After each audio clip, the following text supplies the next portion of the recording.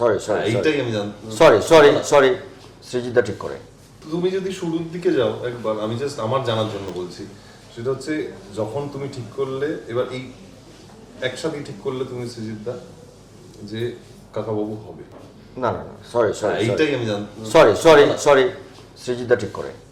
But গল্পটা ছিল একটি খুব ইম্পর্টেন্ট টেলিভিশন নিউজ চ্যানেল সেই সময়, বিশেষ করে তখন আমার লালন হয়ে গেছে, মানে মনের মানুষ হয়ে গেছে গৌতমদার, সুনীলদার লেখা, তারপরে টনির ছবিটাও করেছি, এক নারী ওটাও করেছি। সুনীলদার সঙ্গে আমার একটা খুব সুন্দর সম্পর্ক তৈরি হয়ে গেছে।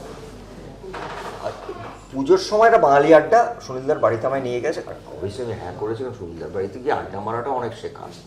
হ্যাঁ, মানে ওদের সঙ্গে আধ ঘন্টা আমি সমুদ্রের সঙ্গে বসে আড্ডা মারতাম, কারণ অনেক কিছু শিখে যেতাম।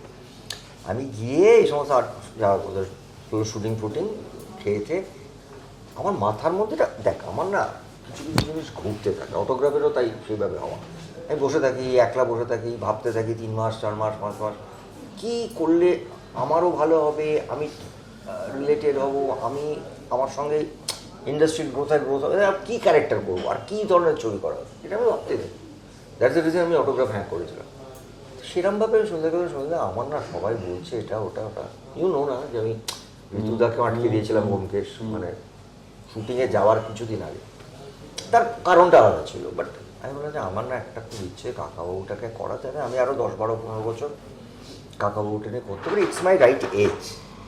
এখন করলে আমি এটা জানি আরও 10-15 বছর আমি কাকাবাবুটা করে যেতে পারবো, ওই এজটাকে মাথায়। তো আপনি আমায় মানে সন্ধ্যা তুমি যদি আমায় দাও তো বললে তো ওরা না দিয়ে ভালো হয় কিছু। এইবার আমি নিচে নেমেছি, যে সুনীলদা এটা এক্সাইটেড, আমি নিচে নেমে ওখান থেকেই ফোন করেছি সৃজিতকে, যে সৃজিত তখন ওটা সেকেন্ড না থার্ড ছবি, মানে হ্যাঁ সৃজিত এরা সুনীলদা রাজি হয়ে গেছে, কাকাবুদিতে করবি, চল করি।